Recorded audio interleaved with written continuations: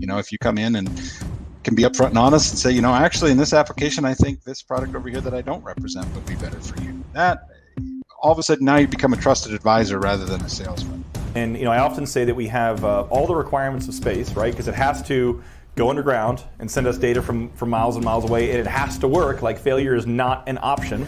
We'll put on, a standard mule shoe. Ours is slightly different just for that, but it's, everybody's got one. The top drive and the drawworks really don't care whether the electrons coming at it are from a joystick or a PLC. The panel, what you see here on the left, which is now controlled by one of my students, is showing you actually the control of our brakes. As of now, geothermal is a pretty small market. If you have tortuosity, the casing will be up against the side on part of the well. There won't be any cement there. The cement will have crescent around it. So managed pressure drilling, it's been defined as a process to precisely control the pressure profile in the wellbore. The key is being transparent with our clients in this case. So tell them what happened. If we had a failure, tell them exactly what happened. Whether it's our fault, whether it's whatever the issue was, we need to be transparent. I think it's very important for everyone in the industry to know what's out there and kind of what's happening downhole as well. I've probably worked on over 40 different performance limiters in my career. If I miss any of those and the computer is raising weight on bit and I miss any of those, I have a train wreck. The computer's going in the ocean. Here's your new colors, here's your new thing. We don't do that at all. Here's the tattoo you need to get. Yeah, here's the tattoo. Sorry about the last one. We used to fake that all the time.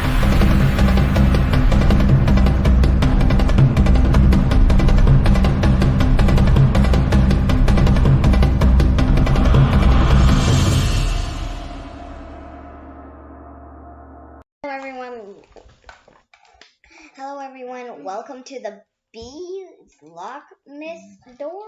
I can't say it. The door locksmith. The door locksmith. Hey everybody, and welcome to the V-Door Locksmith Show, where we're unlocking the secrets to success in the oil and gas industry, one interview at a time, one interview, one technical presentation, and one technical screw-up at a time, or one host screw-up at a time. Really appreciate everybody being here this week. That was my daughter Brooklyn, who is probably wants to just be a YouTube star at this point in time. And so she's just getting in some practice there. So hopefully everybody enjoyed that.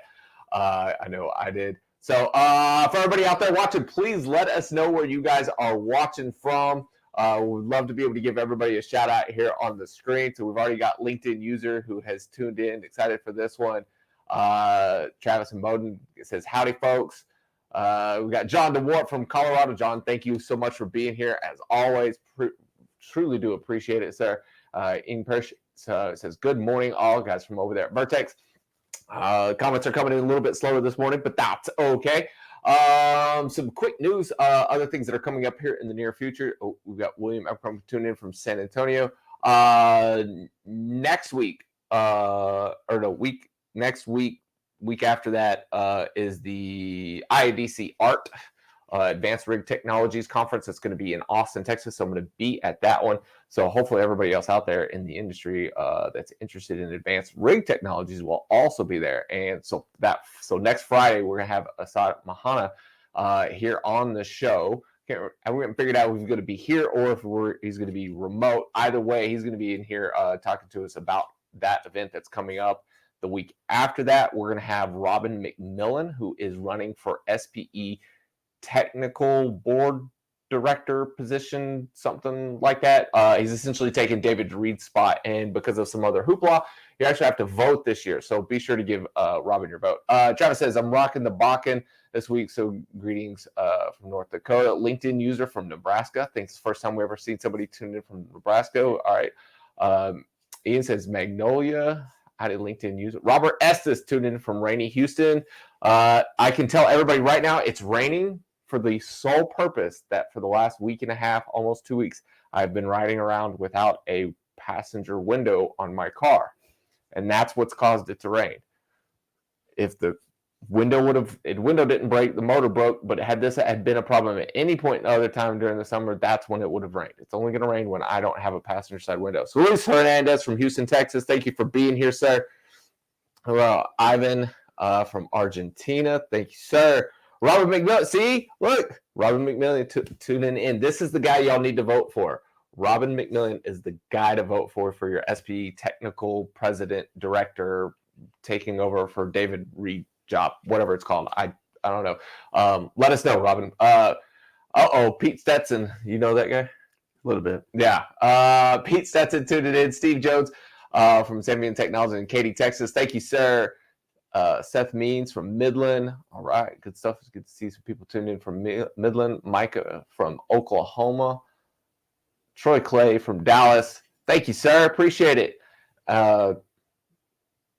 Menanda Nair from Canada. All right. Sounds good. Robert Mueller from Midland, Texas. And Marlon Wells tuning in from Tulsa. All right, guys. Thank y'all all so much for tuning in. Really, really, really do appreciate it. Y'all can continue to let us know where you guys are watching from. We'd love to be able to keep giving everybody quick little shout outs and stuff. All right. On to doing what we do every week now is do this. Type into the comment section right now, #Corva, right? #Corva for your chance to win a drill bit. Look at this one. It changes colors. All right, I'll make a post about this on LinkedIn later on, but that one changes colors. So I can't promise you that this is the one that if you type in #Corva, that this is the one you're going to get, but we're making some new stuff, some really cool ones. So be sure to type in #Corva. And thank you to our partner in Corva in this, who is doing absolutely amazing things with digital drilling technology and stuff on the flowback side as well. So this is your Corva Insight of the Week.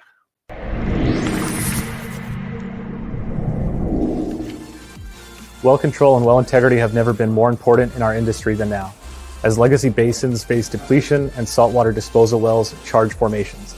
Many tools and technologies exist to prevent well control incidents, but flow monitoring is still the most trusted. Fingerprinting is a technique commonly used to benchmark flow rate, pressure, or even temperature over time. Within drilling operations, fingerprinting can be used to benchmark and monitor pumps off events. Flowback fingerprinting then is a technique often used by engineers, drillers, and technicians to monitor flow during a connection, or more commonly known as a flow check. Benchmarking previous flowback events, or flow checks, allows engineers, drillers, and technicians to properly diagnose wellbore ballooning or a well control incident. Flowback fingerprinting is an important safety tool within our industry and should be used to confirm a well is static before operations progress.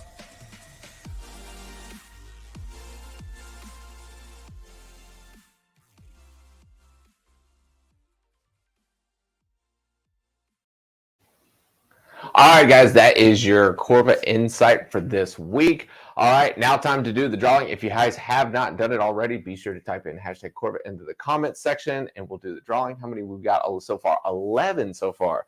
Man, I thought I could have sworn I saw a lot more than that. But here we go. All right, doing the drawing already. And let's see who the lucky winner is this week. Christopher Pierce. Christopher, thank you so much for watching the show and taking a chance or entering in for the chance to win the bit. Whatever you want. Send me a DM with your information. We'll get this. We'll get one mailed off to you as soon as I possibly can. Can't guarantee the rate at which we're getting all of the drill bits printed up this week. All right. Real quick, if you guys want to be able to get updates on the show, who's coming up, here's a quick little QR code. So if you can go with your phone or whatever, that's good. All right. Do the thing with the QR code, and it'll take you to the Gibson Reports website, and it'll let you know how to be able to get on the email list so we can tell you each week who's coming up. The very first line of that email every time is where to unsubscribe. So if you don't want to be a part of it, you don't have to. I'll tell you how to unsubscribe. It's that easy. We're not trying to here to blast people with a whole bunch of silly emails. So there. With that, our guest this week, Cade Jackson. Cade, thank you so much for being here, sir. I do appreciate it. Yeah, thank you for having me, David. It's been a long journey to be able to get over here. Like guy literally just like the wall right there and just walked over. So I know it's been a tough journey to get here, but I appreciate you being here, sir. Thank you. All right, so I know kind of some of the stuff that you're doing right now, but for everybody that's watching that doesn't know who you are, right? Because I know you're not like a huge LinkedIn star or anything like that. You're not always putting yourself out there, but you have started to grow a very large reputation in West Texas. But just give us your background and some of the stuff that you've done prior to what you're doing now. Yeah, sure. I'm not sure I understand. Oh my gosh, leave me alone, Siri. It's not your turn. So I'm from Louisiana, small town, North Louisiana, Ruston, Louisiana, where I grew up. I got in the oil field about right at 20 years ago. My dad was in oil and gas. He worked for a small contractor out of Shreveport, Louisiana, called Sawyer Drilling. And I turned 18 one summer, still in high school. I had a year left in high school, but he had an opening and said, "Hey, I have an opening if you want it." So I went out there and started roughnecking, working lead tongs on the drilling rig in East Texas around Carthage, and did that for a summer. And then got out of high school, graduated, and he seemed to always have an opening. Maybe it's because he wanted to start paying away, but worked out there with both my brothers, and did that for, I think I was in my third or fourth summer, and I started going to college, but every summer I would be working on the drilling rigs. And there was one summer there was a hotshot driver that was out there on the rig and just randomly talking, and he said his daughter was at Texas A&M doing petroleum engineering, and something I'd never heard of. So I immediately started researching, what is petroleum engineering, and kind of looked at it, and it's like, well, that sounds like something for me that I would like. I was doing general studies and constantly trying to figure out, what career path I needed to take. And so being from Louisiana, I looked at, who had the petroleum engineering program, and saw that LSU had one. So immediately signed up or transferred to LSU from Louisiana Tech, and continued to work the summers on the drilling rigs. Ended up doing 5 summers on drilling rigs, working with my brothers. There was one summer where my dad was the pusher. I was working derricks. My oldest brother's working motors. Other brothers working lead tongs, and my cousin was working backup tongs. And you can imagine.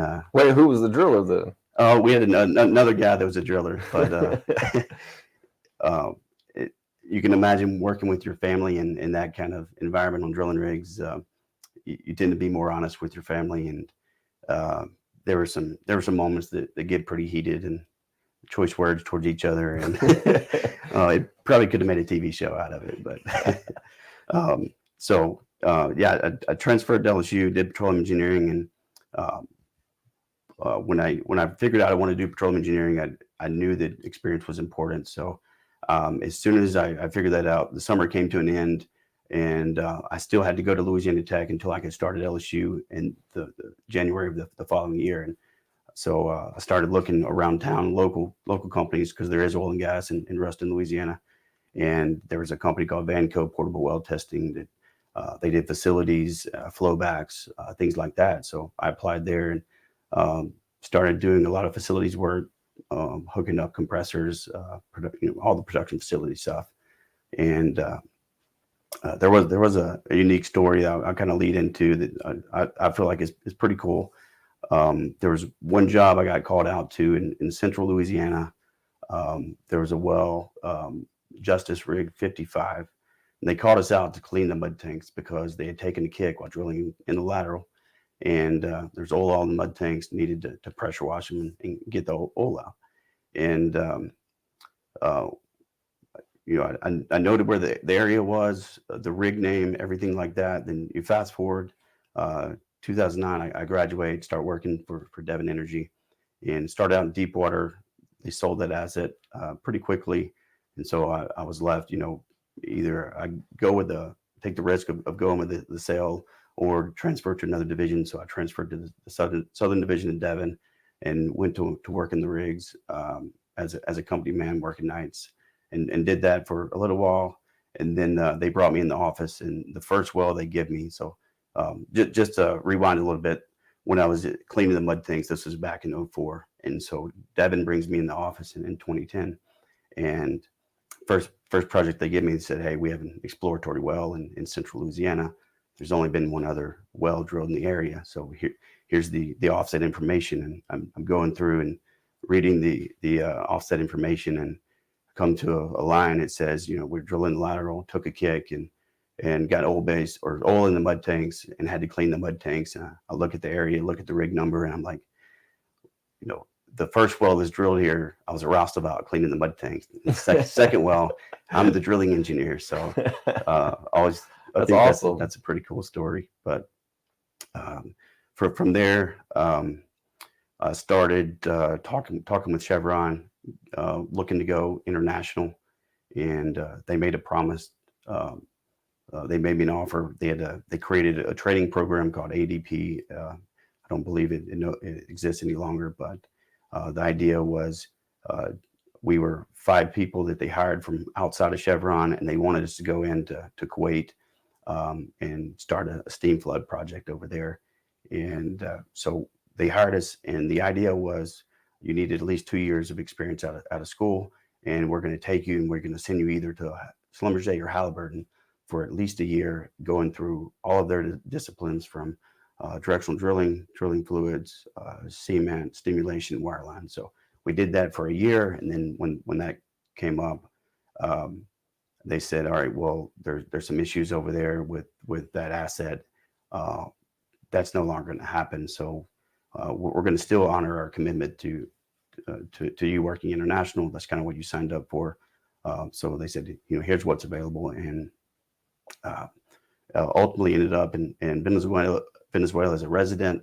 I wanted to kind of spend more time with the family. I'd been rotating for quite a bit, and so we moved to Venezuela. Really, at the time, you really couldn't find much information on Venezuela. You hear things of what's going on down there, but didn't really speak any Spanish at the time. And so I get down there. Do you speak any now? Oh yeah, I speak quite well, and I'm not going to say it's perfect, but it's I can carry a conversation. You get the job done at the rig. Yeah, for sure. So in Venezuela, and get a couple months in, and so it's a non-op joint venture with Chevron and PDVSA, and non-op joint venture means Chevron's not operating, so PDVSA gets to kind of make the decisions, and one thing is everything's Spanish, so 100% Spanish. There was coworkers that they spoke English, so that helped. Some of the PDVSA guys spoke English, and that helped. But a few months in, they're like, here it's time for you to start taking calls on the weekend and sharing the load with the other engineers. And I remember we were so it's the Orinoco heavy oil belt, very high geologic uncertainty, and I got a call at like 4 a.m, and I could understand what they were saying, but I couldn't really respond because I didn't know how. It's a completely different language, and for anyone out there that wants tips on how to learn a language, I have some ways to be more efficient. But I remember later that day, one of the geologists sent an email, like, company wide, and said, pretty much this gringo here, he's not helping us out. He doesn't speak Spanish. So in that day, I was like, how did I get myself into this situation, and what do I need to do to get out? The battery die on that one? No, it's still on. The GoPro? Hit 3. No. Oh, it just turned back on. Sorry, man. Keep going. But yeah, so I asked myself, how did I get myself into this situation, and how do I get out? Do I request to Chevron that they transfer me, take the easy way out, and go somewhere that's less challenging? But what I ended up doing is started waking up early every day and just studying Spanish. And before long, you really don't realize it, but you're carrying on conversations, you're understanding every word, and it becomes a lot easier. And the one thing I did when I couldn't speak Spanish is I studied a lot of the past history of the field and the area, because it was operated more efficiently previously. And then around 08, when Chavez started nationalizing the oil companies, things took a shift for the worse in terms of efficiency. So I studied a lot of the things that they were doing previously. So that the weakness was not speaking Spanish, but it kind of turned it into a strength by really focusing on the technical part. And then once the Spanish came along, then I could really relay the technical part and try to improve the performance and drilling down there. Wow. So ended up staying there as a resident 2 years. Wife got pregnant with our second and decided to move back and continued to work there, rotating 2020 for additional 3 years. So wow, worked there 5 years total, and this is somewhat recent, 2012 to 2017. Really great experience. Not a lot of technical learnings, but I think it's more life learnings that you go down there and you get a different perspective on life outside of the U.S. How other people are living and the challenges they face, especially going through the time I was there in Venezuela. There was a lot of challenging times for the people of Venezuela that still continues today. So just a lot of life lessons, and made a lot of great friends down there.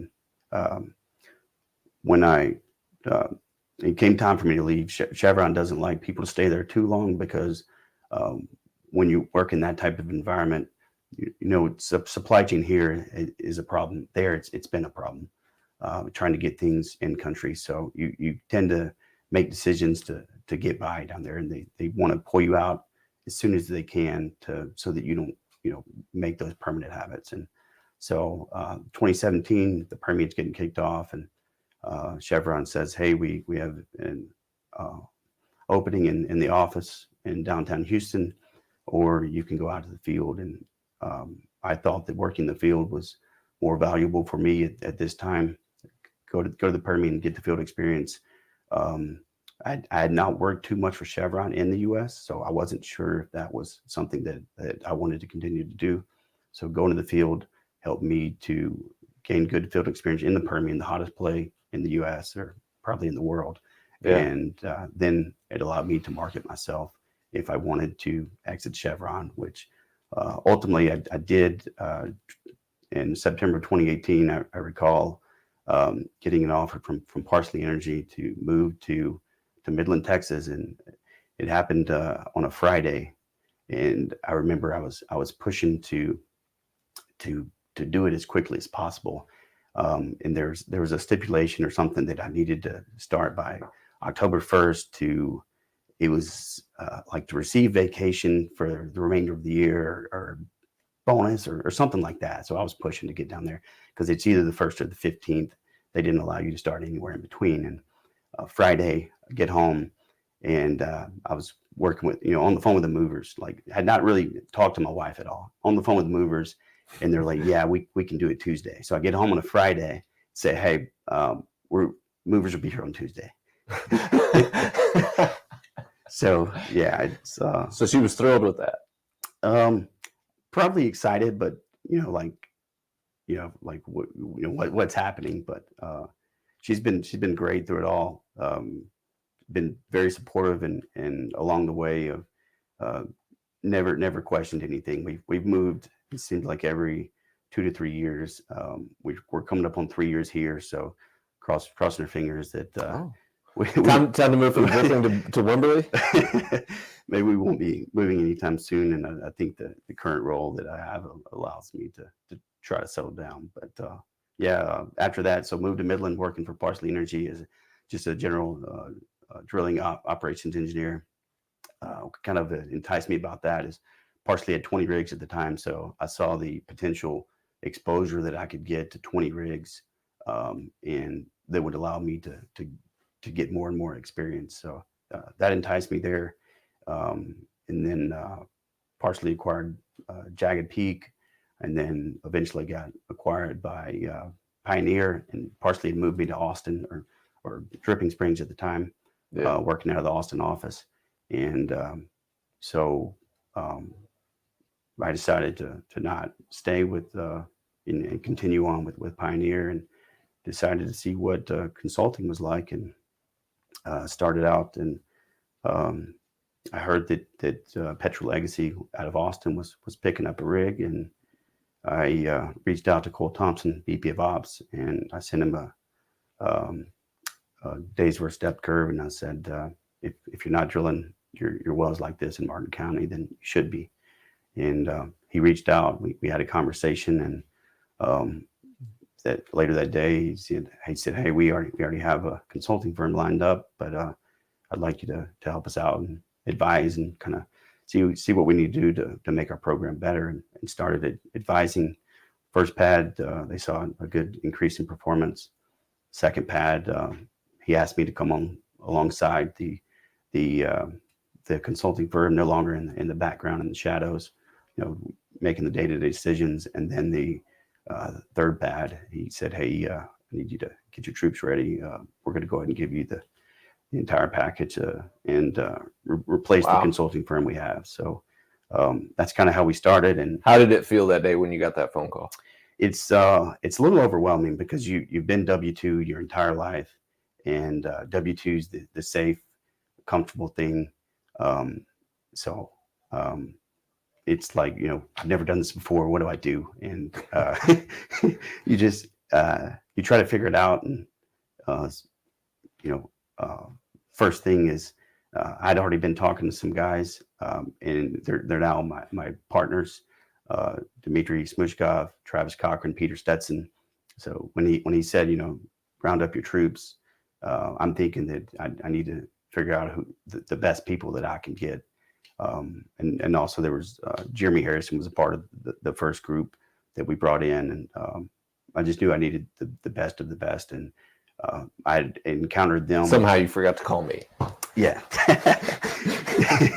I'd encountered them when Parsley acquired Jagged Peak. So they came over from Jagged Peak to Parsley, then to Pioneer. So yeah, I knew that, like I said, I needed really good people, and I knew that they probably weren't happy where they're at. So we started working together initially. We were still separate at the time. Then at the end of this last year, we decided to form up, and what is called Deep Energy Specialists. It was a company that they had already formed in 2020, but it had not done too much. So we just merged together and started operating under Deep Energy Specialists, and that's where we're at right now. Awesome. Well, I know that we've probably gotten a whole bunch of questions. Tracy, you click on the comments thing, see if we've gotten. Just check and see if we've gotten any questions or anything. Oh wow, there's a whole bunch of comments coming in today.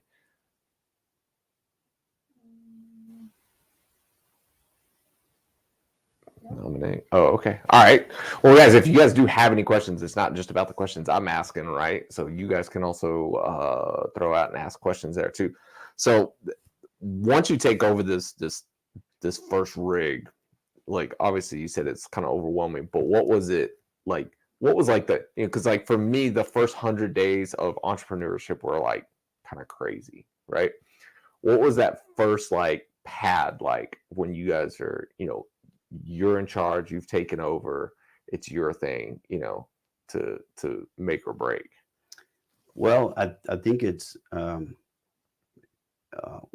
so one thing for me is, like I said, I was always W-2, and when you're W-2, there's usually someone that's above you that when things go wrong, they say, this is what we're going to do. And everything didn't always go right on our first pad, but there's no one above me saying, hey, you need to do this. So it really, one thing that helped me, or it allowed me to grow a lot as a person, technically, professionally, because now you have to really critically think and understand, what are the risks when you're making decisions? What are the risks? What's the best path forward? And no one's going to make that decision for you. You have to make it and minimize the risk and make sure that you don't make things worse if there is a problem. And there's a lot of sleepless nights on the first pad, a lot of learnings, and just understanding how to get in the daily routine and communicating with the guys. And so yeah, it was challenging for sure. So how was it dealing with, like, because obviously from what I know, you got to pick some of the service companies, right, to go out there. How was it dealing with the service companies at that point in time where, you're making all the decisions? You don't have, like you said, you don't have anybody above you who's like, throwing decisions your way or anything like that and saying, oh, we're going to use this company. So how was that portion of it? Yeah, so we're looking at the area where we were operating with Petro Legacy historically is terrible with curves. So we were looking at companies with technology or that had good track record for drilling curves. So when we're evaluating these companies, it's based on performance, not necessarily cost. Because if you can drill a curve effectively and not have to trip for build rates, that's what we were looking at, and that's what we were going for. So when people tell me, and I'm talking directional, I think that's an important service. And people ask me, what are you looking for in a directional company? And usually my response is someone that has good motors, an MWD tool that's not going to fail, because no one worries about that until it does fail, right? There's no questions about it until it fails. And then exactly right. Number 3 is people that are willing to learn the way that we're trying to do things. So for you in that evaluation, like, how do you essentially judge that when you're talking to these companies, right? Because like on one part, like good motors, right? You could see maybe like failure rates or ROP rates, things like that, or the types of motors. I know there's some proprietary nature there. With MWD, you could look at reliability, potentially, right? That can be a nebulous number as well. But as far as somebody that's willing to learn, how do you judge that and you go, okay, yeah, I can tell that these guys are willing to sit in and listen to us? I think you start off by having the technical conversations on this is the way we drill. This is and for example, 12 and quarter hole, we're going to say, hey, we're going to be running up to 70, 75,000, maybe 80,000 weight on bit in these 12 and a quarter. So you're probably not going to be comfortable, but after a few wells, it'll become the norm. Is that giving away any secrets right now? No, it's not. It's not a secret. It's you can probably get it off any bit records of ours that we have. But so for example, sliding in shallow hole, it's really soft, and I tell the DDs the expectation is you're sliding 500 feet an hour, and I tell them that there is no reactive torque. Tool face will go straight, and initially they're uncomfortable. I mean, you're getting tool face updates. They're pretty fast for the 8-inch tools, but 500 feet an hour, if tool face goes the wrong way, then you're sliding out the wrong way pretty fast. But just setting expectations, and this is what we expect. This is what we know we can do. So, and one way that we do that is utilizing Microsoft Teams a lot for all of our rigs. So, it's not always easy for the guys on the rig to see what I'm seeing. So, we take screenshots, annotate screenshots, say, hey, this is what's happening. This is what I see posted to Microsoft Teams. Tag the DD, tag the company man, and so they can see what I see. Then we can talk about it, and it's a constant learning. Everyone out there is learning. We use we go by Fred Dupriest, all of his principles. That's what we go by. Really big into MSC. All of our guys on the rig know exactly what MSC is, how to do weight on bit step tests, RPM step tests, and how to use an MSC to improve performance. So I'm guessing you've watched the Vidor Locksmith episodes with Fred on before? A few times, yeah. A few times? Yeah. Taking some notes? Oh, yeah. Good. All right, so let me ask you this. As far as like all the experiences that you've had, right, and the things that you guys are doing, implementing out there, and how you're selecting, service companies and all that, what are some things that you think like junior engineers, other drilling engineers, you could teach them, right? Because, you know, from my perspective, I've seen a lot of drilling engineers, especially in 2020, that got laid off, let go, or, you know, kind of out there and didn't have anything to do. And then they were just like, oh, I'll just be a consultant drilling engineer. It's like, well, there's a lot more to it than just saying, you know, you got that title or whatever. You know, so what are some things that you would, you know, I guess want to educate other drilling engineers on? I think Fred Priest, you know, everything he does is valuable. The other thing we do a lot, I've been a part of the IADC subcommittees for bit dull grading and case studies. And that was just something I saw a video and listened to what they were talking about, grading bits and understanding why certain cutters failed. And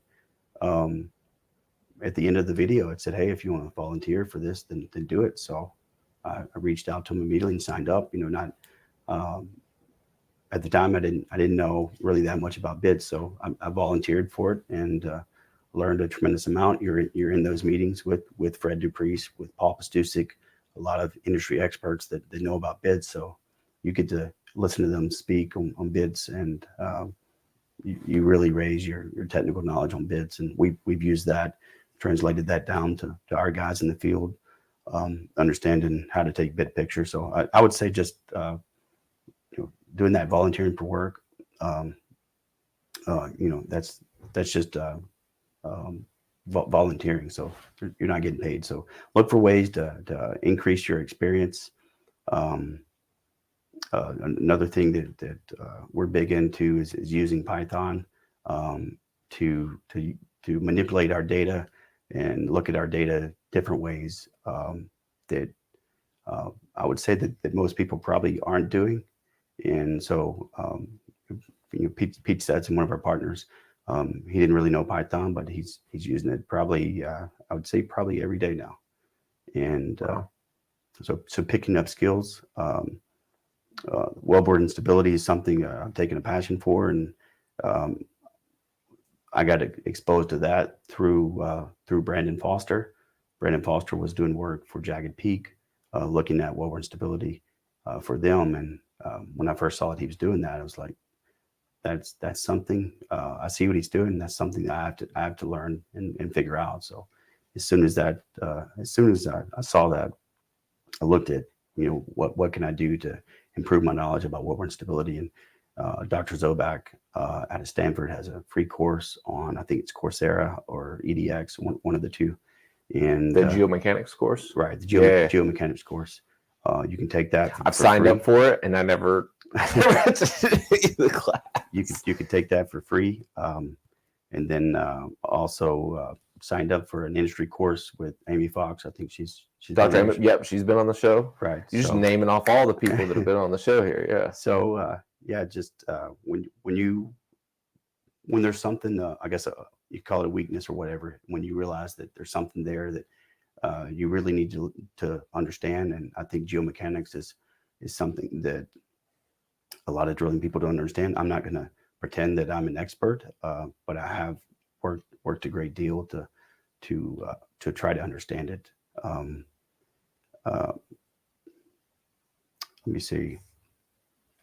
Let me ask you this: do you think more service companies should be applying these same principles? Because, like, obviously the question is about drilling engineers, but as you were saying this, I was thinking, you know, a lot of the industry, you know, like whether it's SPE or the IADC stuff, or even some of the IADD things, but like more of the, you know, things that are pushing the industry for ISC, WSA, DSATs, some of these other things, you don't see a lot of the smaller service companies taking part in. And I don't think I've ever heard of anybody that's a directional driller that took a geomechanics course. Right. Do you think if and when, like, if, like, you know, somebody was coming to sell to you and they said, hey, look, the 3 guys or the 4 guys that we want to put on your rig took that geomechanics course, would you see that as being beneficial? As a directional driller, I don't see it being that very, very beneficial unless you're trying to prepare for the next step. As you know, if you're going from a DD to a company man, that could add some value. Um, but as a DD, I think it would be hard, or maybe not as valuable. But okay, fair enough. Wait, so you guys don't have to take them all. All right, so let me do. There is a question from Richard Zamora. Richard says, question for him. We have a bunch of improvements in tech like rigs, pumps, bits, motors, and MSE knowledge. Do you see the next big improvement being mud technology? I don't know about technology itself in terms of mud, and so Richard actually he works for us.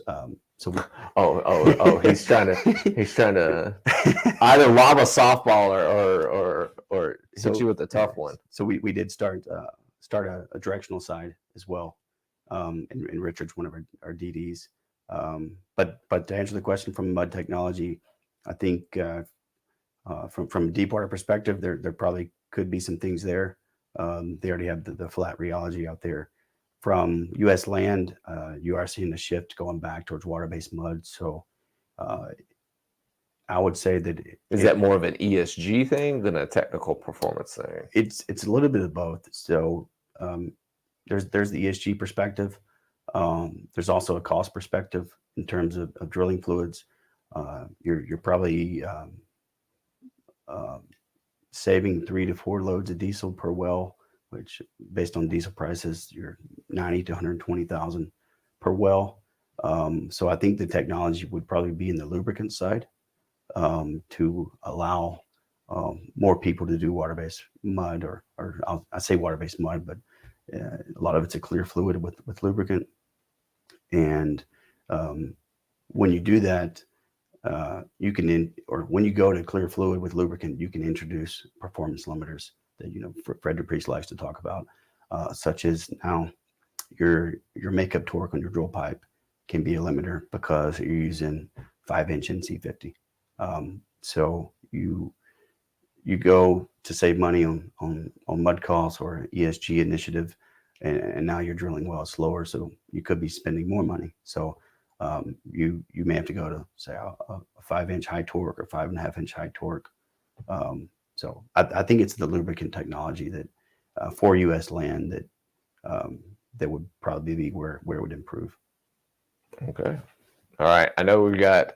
Do we have another question there? Okay. So Deep looks for an MWD company with good equipment that is not going to fail, good people who are willing to learn, good guidance, I'd say. I agree. Whoever said that one, it's LinkedIn users. Sorry. This one's John DeWart says, I agree that hands-on rig experience in the beginning of an engineering career is highly valuable. Spent a period on rigs in the Netherlands, myself throwing tongs and cleaning up mud pits. That is something I cannot imagine, John DeWart, having to clean up mud pits. All right, we do have a question here from Corey McCoy. What other technologies or software are you using to improve performance? So Gibson reports. I know Corey well, but I would say that we use Payson on all of our rigs, and what we do is we create a lot of custom Payson channels that help us to understand certain problems. One of them, I'll give an example, is diff over ROP. For a given ROP, you should have a given diff. So if ROP decreases, diff would decrease. So when you look at it and you plot it up, it's mostly a straight line. So we've been able to use that to detect bit balling. Also, you can use it to detect problems with your pumps, because if you have a pump problem, now that diff over ROP is a lot lower. Your ROP may still maintain somewhat, but your pump pressure is lower, which causes your diff to go lower. So that's one example. And when it's the other way, when diff over ROP is high, that means you have a lot more diff than you should for a given ROP. So there's some kind of restriction that could be going on downhole, such as the bit spot up. So in terms of Payson or EDR in general, back a few years ago, we had an incident.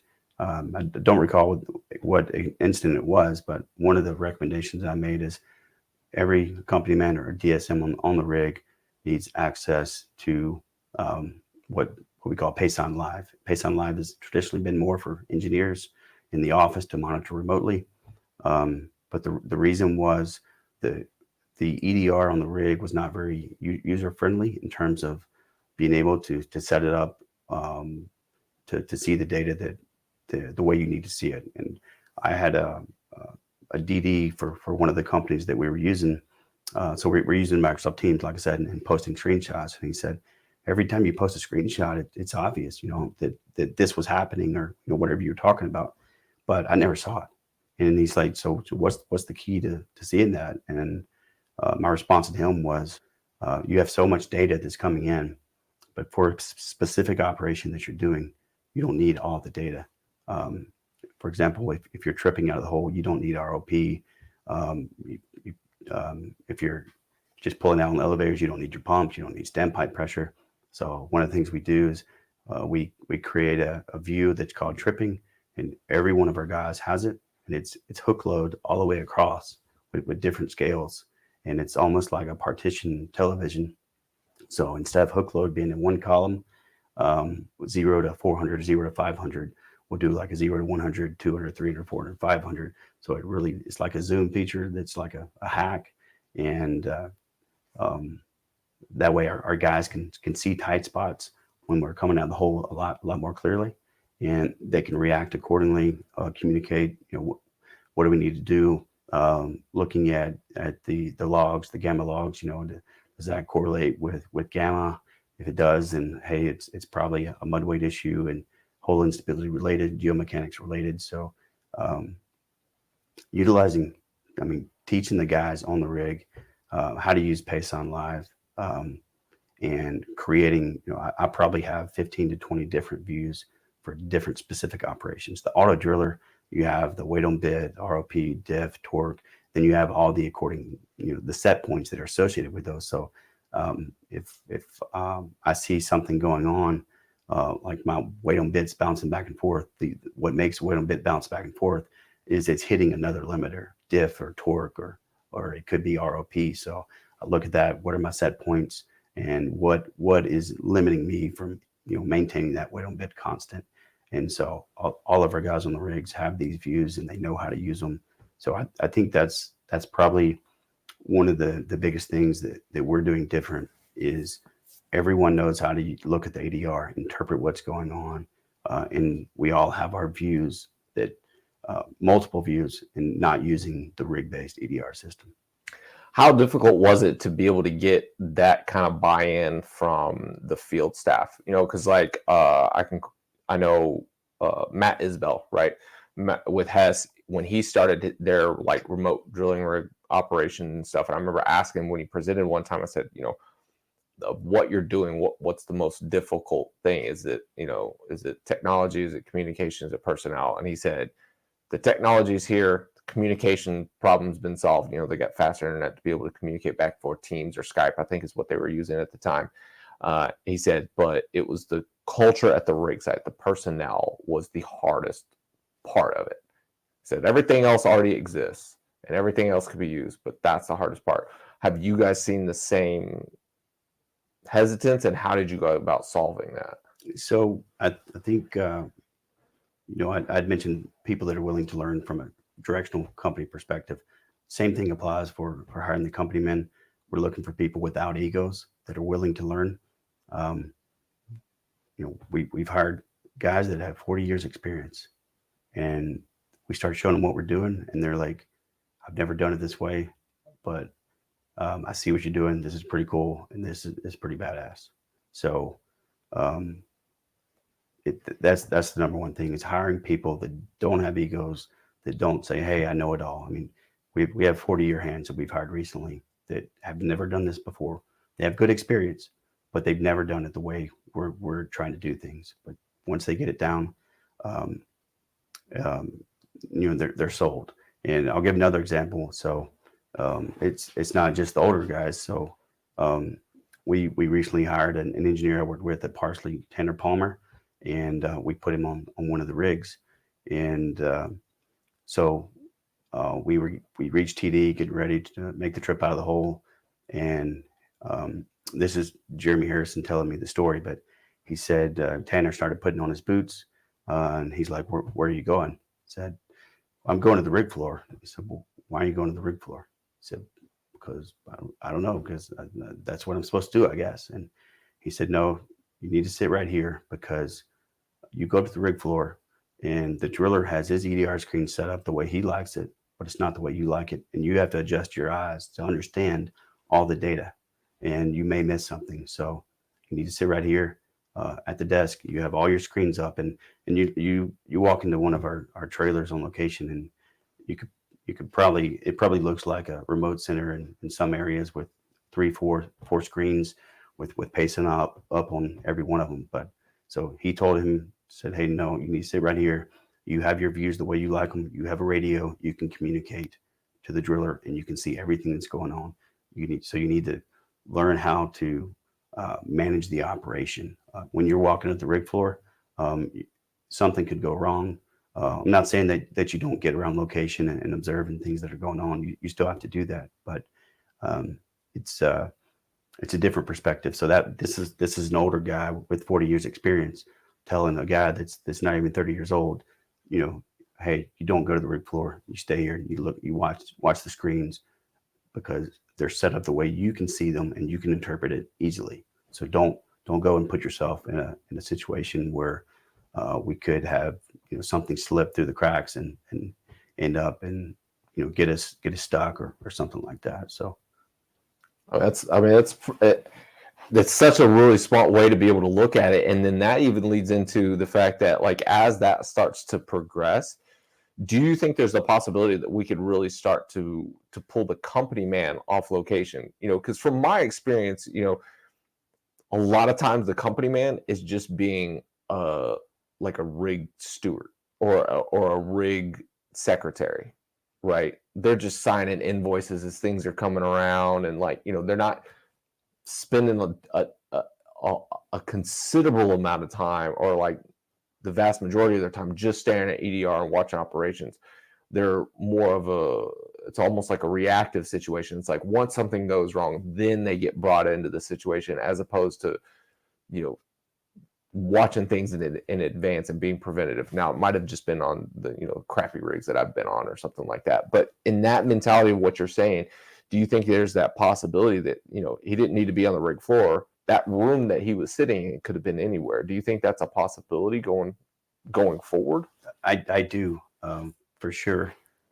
We've had some conversations recently with people regarding that. And so if you have really good guys on one rig, why can't you put really good guys on 2 rigs or 3 rigs? And a lot of guys we have could probably work in remote centers for these companies that have remote centers, and probably do a lot better than the engineers they have in there. That's how good they are at looking at Payson and understanding what's going on. But for sure. Are you trying to throw shade at my guys? No, I'm not. No, not at all. Probably. But yeah. But it requires the technical training and getting the buy-in from the guys that, this is, you have to really buy into looking at the screen. And, the guys ask questions all the time, and I throw a new variable out there. Hey, we have new Payson channel, custom channel, and this is what it does, and this is what it means. Here's a few examples of what it does. And every time they just eat it up, and they're always willing to learn. I mean, guys that are older, they're not stopping learning. Some of the guys are seeing what we're doing in Python, and they're like, hey, I want to start learning Python. Well, are you going to start offering a training course, or is that just going to be a product line of guys that you've got that you'll be able to sell out to the industry? Training course, I don't know. It's pretty busy right now. You busy? I don't think so. No. This guy cuts off at, you don't even come into the office. You don't even work. Yeah, I was in Midland most of the week. All right, so tell me about this. So, obviously, you alluded to this earlier with the talks about working with Brandon Foster, and then taking the course with the Stanford course, and then also working with Dr. Amy Fox. What have you learned from the wellbore stability side of it, and how big of an issue is that in our industry, or how much is that being overlooked? Because just from the short time that we've been office mates or whatever, I'm starting to think it's coming up on my radar. It's like the things you don't know what you don't know, and it's like, oh, now I know that I don't know this, and it's like I feel like I need to start learning this as well. Yeah. So in my experience, I used to not know anything about it, but and I still can say I'm not an expert, but I've learned quite a bit. And historically, I think drilling guys, you start seeing hole instability, and where they say it's a rubble zone, and end up losing the BHA, and that's just an excuse for not understanding the problem.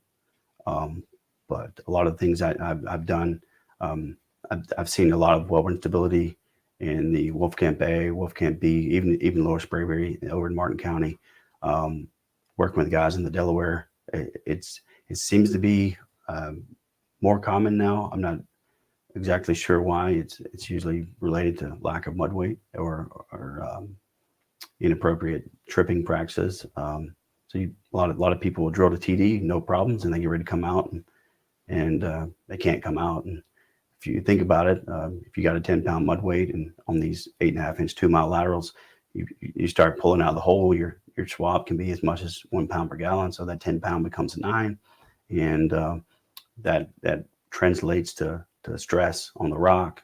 And if it exceeds the rock strength, then the rock fails. So it's a pretty simple concept, but people have historically just said it's a rubble zone, and they lose a BHA and try to sidetrack around it, and they might get lucky. Sometimes I've seen some wells where lose a BHA, sidetrack, and you lose a BHA again, and so it's just beating your head against the wall. I mean, that's payday central for a service company, though. I know that there was a couple of companies that made a lot of money with that I used to work for. All right, so we got a couple more questions that have come in here. So John DeWar says, what is your experience with drilling automation systems on your rigs in your area? Do you see real value? So I do see some value with drilling automation systems. One that we have used is DAS, or the Drilling Advisory System by ExxonMobil and Paysign.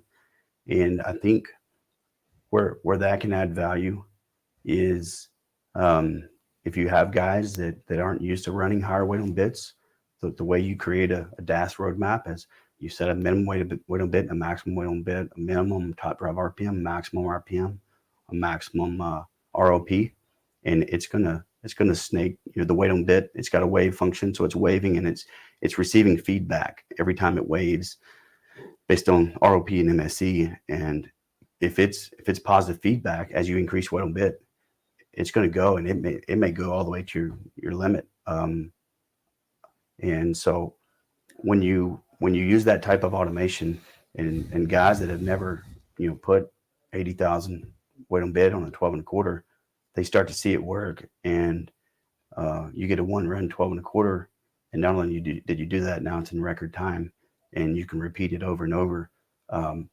It gets people comfortable. So in order to get people comfortable, first you have to be uncomfortable. Like being on the show. Right. Yeah.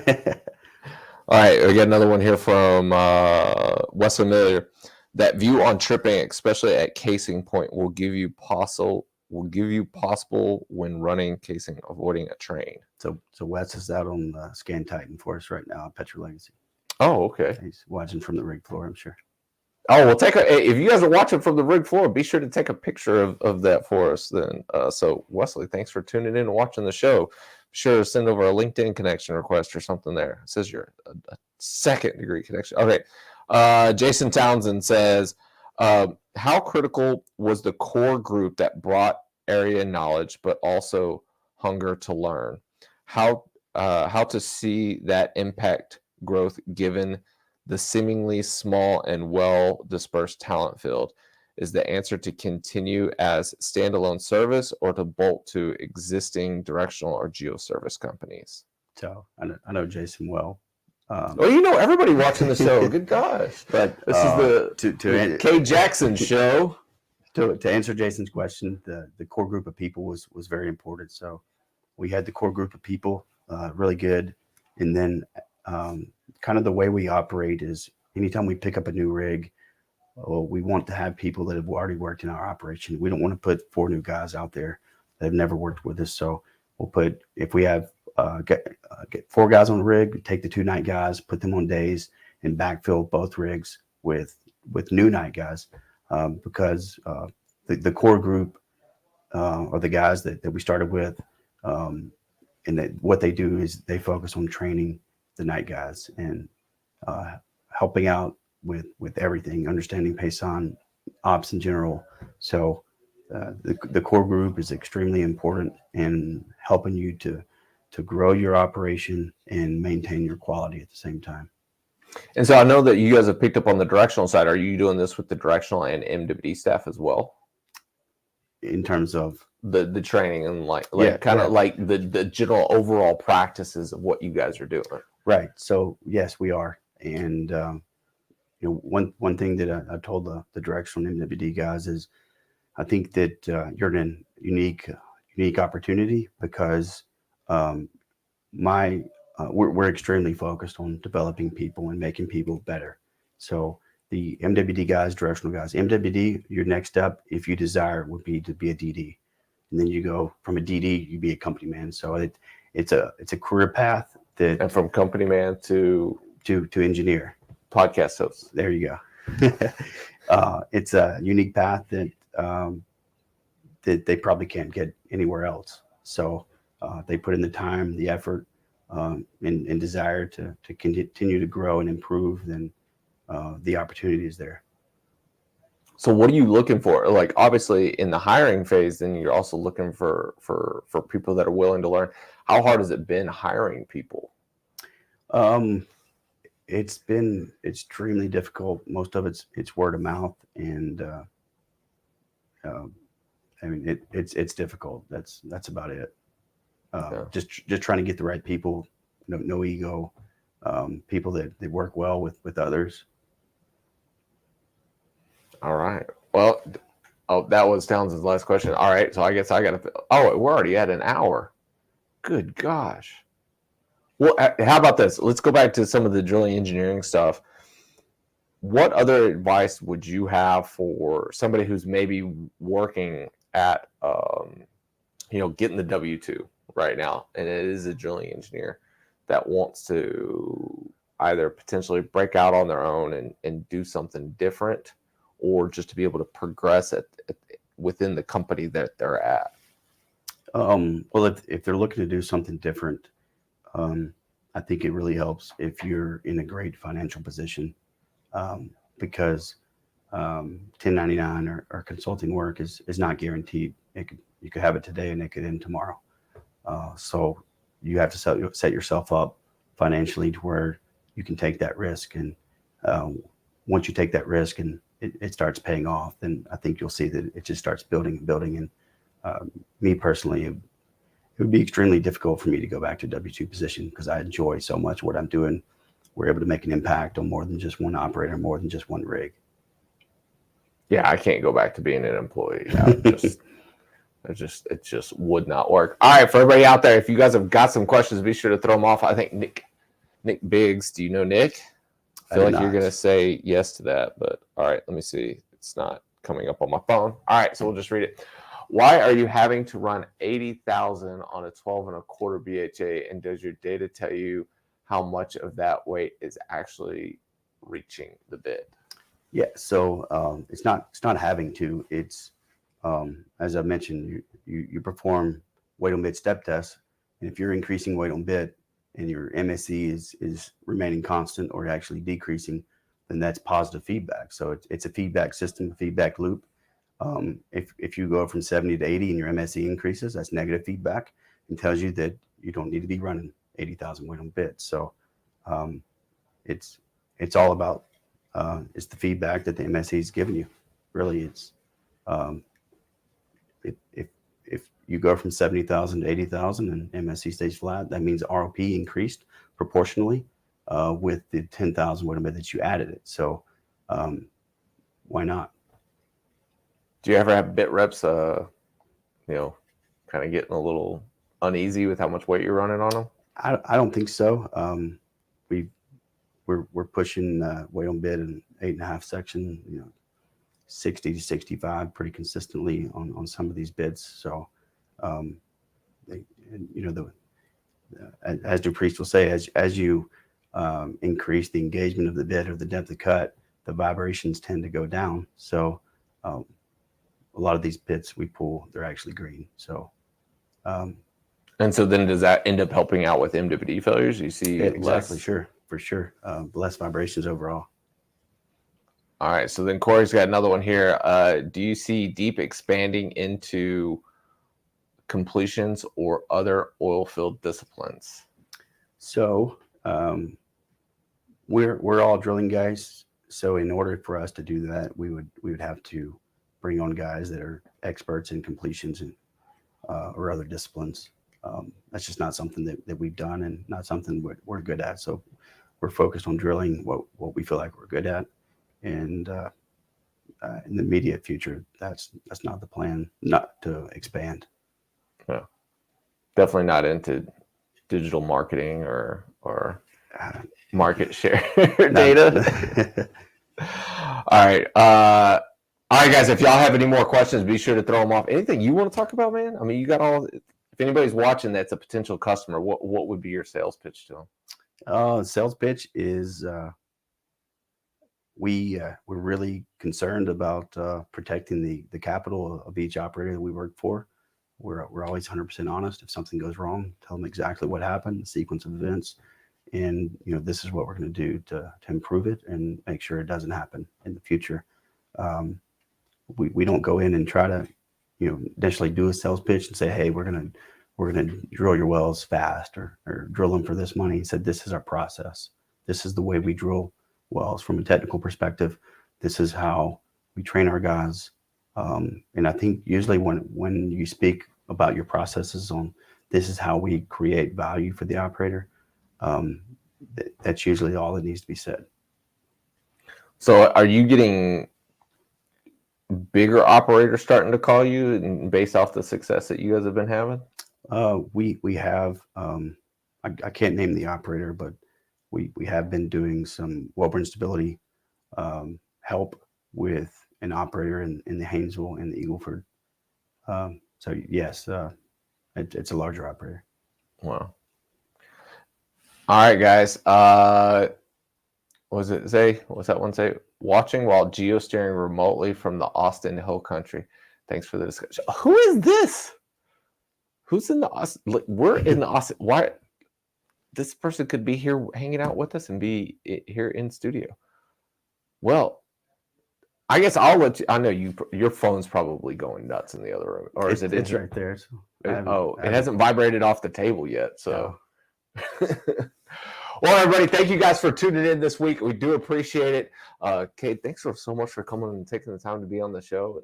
This is probably the most that we've actually gotten to like sit down and talk and like hang out and stuff. Just because this, as opposed to like both of our phones ringing off the hook and stuff. So this has been really cool. Yeah. All right, guys. Thanks for everybody out there for watching. We really do appreciate it. If you want to know more about Deep, what's y'all's website? DeepEnergyLLC.com. All right. Or you can reach out to me if that's faster. Or actually do this. Send a LinkedIn connection request to Cade on LinkedIn. Do that right now. You can stop watching, leave the show, should watch all the numbers just drop off drastically. Go send Cade a LinkedIn connection request. And if you want to work for a really, really, really cool company, if you want to be an MWD hand that crosses over to DD or DD to company man or company man to drilling engineer or drilling engineer into podcast host, this is the guy to get in touch with right now. So once again, thank you guys everybody for watching. Up next we've got Assad Mahana. Week after that, Robin McMillan. Week after that, who's up after that, Tracy? Is that Muhammad? Muhammad and the guys at Texas A&M who have used an aerospace architecture technique called tensegrity. Actually, it's really cool. You have to look it up. I can't explain it. To be able to do a rig design. The week after that, we've actually got my neighbor, James Mann, or it goes by Jim Mann. That's going to be coming on the show to be able to talk about supply chain. stuff. He's actually working at an operator's office doing supply chain stuff. So he's going to come on and talk to us about how to solve these problems, what you should be doing going forward, all the other things. After that, we don't have anybody else lined up just yet. Miles Washington will be on the show. Miles had to back out due to some contractual stuff that he's working on. But he wants to be able to come onto the show and tell everybody. We've also got Mike Shellman lined up. And then I'll probably run into somebody at the IADC ART thing. Are you going to that IADC ART Possibly. thing? It's in Austin. We can carpool. All right, guys. Thanks everybody for watching. Do appreciate it. Like, share, subscribe. Send me a LinkedIn connection request. Follow us. Follow Cade. Connect with Tracy. Appreciate everybody. Have a great weekend. And as always, know your industry.